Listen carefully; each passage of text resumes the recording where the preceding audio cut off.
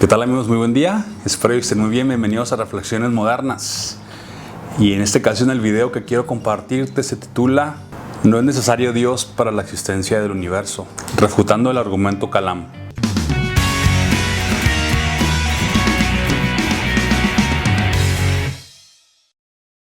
El argumento Kalam, básicamente, sin entrar tanto en detalle, lo que nos cuenta es que el universo tuvo un inicio, o que llegó a existencia, o que comenzó a existir, y que debido a esto pues tiene que tener una causa, ¿no? Porque todo lo que existe tiene que tener una causa, y pues esa causa obviamente es Dios, ¿verdad? Entonces, básicamente, sin entrar tanto en detalle, sin tanto tecnicismo, lo que quiere decir es que Dios creó al universo, ¿no?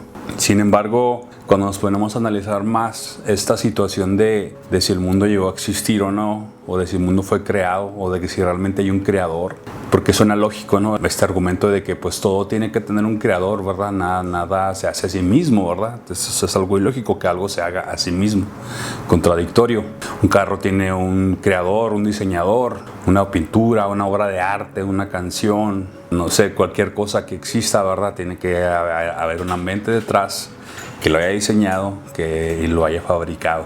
Y esto es algo pues lógico, ¿verdad? Y digamos, es una manera de comprobar que sí existe un creador. Entonces, digamos que esto básicamente es una prueba, un argumento que corrobora, que sostiene que sí existe Dios. Aunque este argumento puede ser utilizado, digamos, por cualquier religioso de cualquier religión, de otra creencia, de tantos dioses creadores que existen en el mundo, ¿verdad? Puede ser utilizado por gente que cree en Alá, o gente que cree en Ahura Mazda o alguna otra divinidad creadora, ¿verdad? Con que han existido a lo largo del mundo o de la historia. Los cristianos brincan de que tal vez pueda existir un creador, si existe Dios, y mi Dios cristiano con las características y los atributos, y que Jesús ya viene, ¿no? O sea, sin embargo, existen otras, digamos, cosas que se tienen que comprobar antes de dar por hecho que su Dios cristiano sí exista, solamente por este argumento. Ahora, ¿cómo se puede refutar este argumento? Vámonos por partes.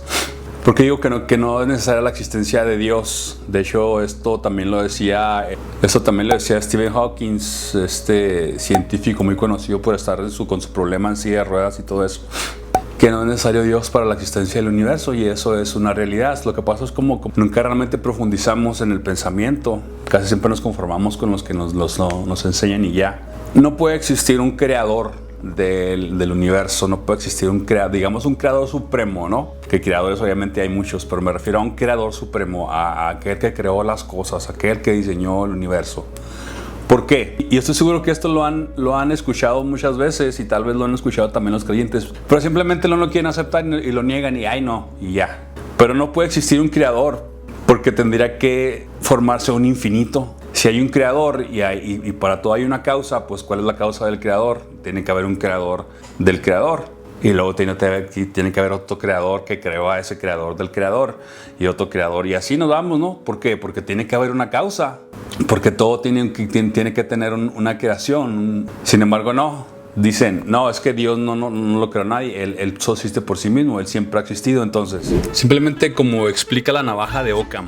La navaja de Occam afirma que la simplicidad es preferible a la complejidad, por lo que una explicación que involucra menos suposiciones debe ser preferida sobre una explicación que involucra más suposiciones.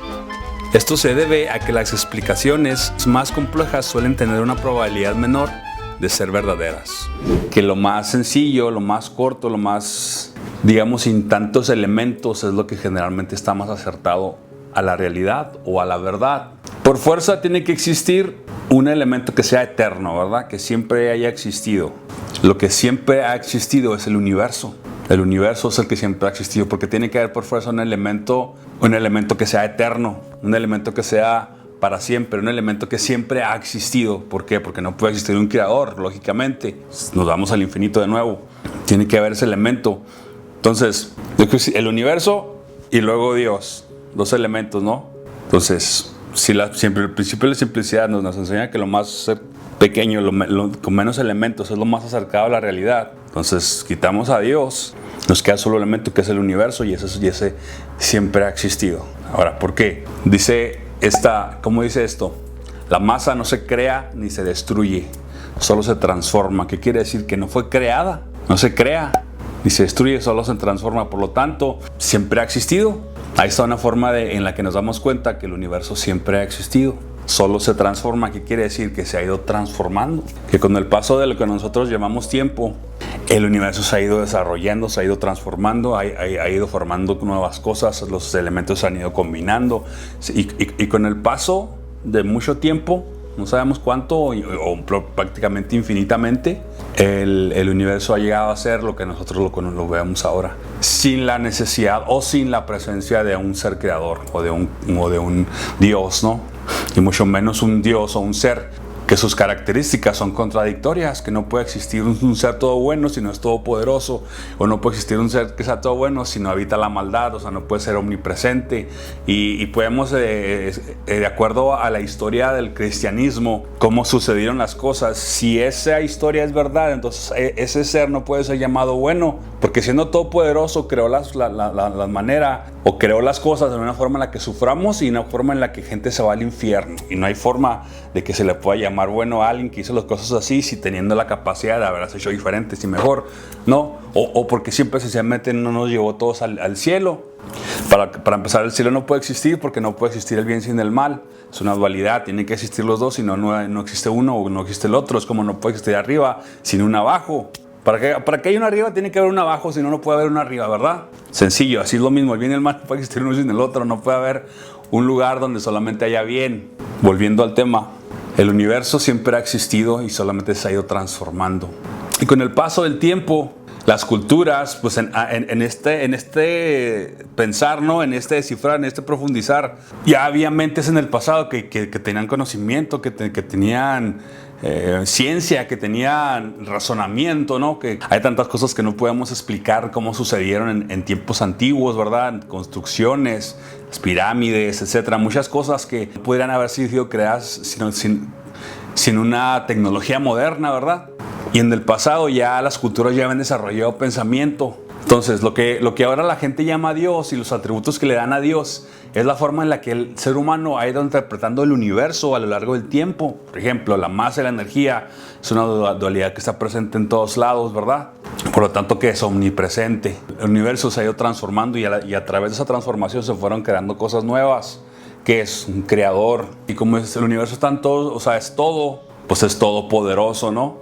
Entonces, con el tiempo, estas interpretaciones culturas fueron creando personajes para tratar de representar estos atributos, tratar de representar estas características para que las demás personas lo pudieran entender de forma más sencilla, y fueron surgiendo personajes, ¿verdad? Que luego fueron empezando a ser creídos como si realmente hubieran existido estos personajes, cuando fueron solamente ficción con el fin de explicar cosas más profundas del universo.